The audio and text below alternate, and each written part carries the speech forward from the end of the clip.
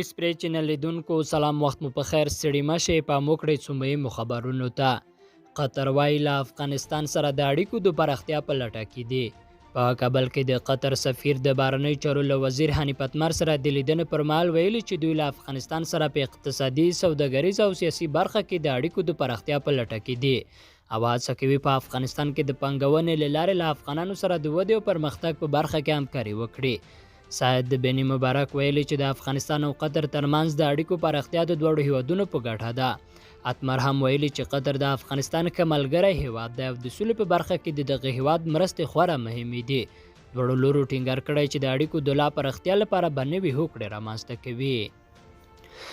په داسې حال کې چې د کابل شمالي کې د برېښنا پایو له منځه وړلو په تور امنیتي مسؤلینو پرون د 15 تنو د نیول کېدو خبر ورکړی و خو د ولسمشر لومړي مرستیال امرالله صالح په تازه فیسبوکي پیغام کې د پرونۍ ادعا خلاف لیکلي چې د برېښنا پایو له منځه وړلو په تور هیڅوک هم نه دي نیول شوي له افغانستانه به د بهرنیو ځواکونو وتل تر ټاکلې نیټې مخکې بشپړ شي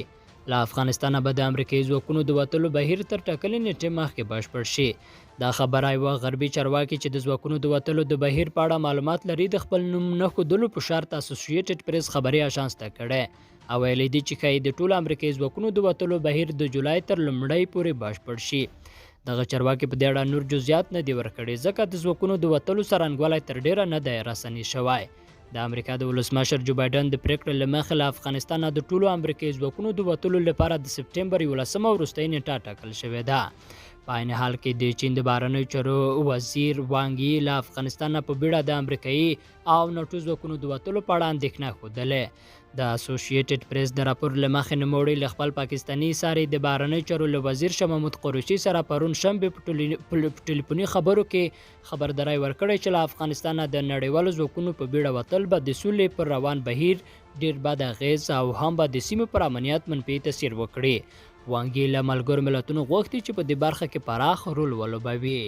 لیدونکو دا تر دې مهاله لاندې مهم خبرونه چې مو واورېدل تر بیا ښې چارې لویه له مو مال شه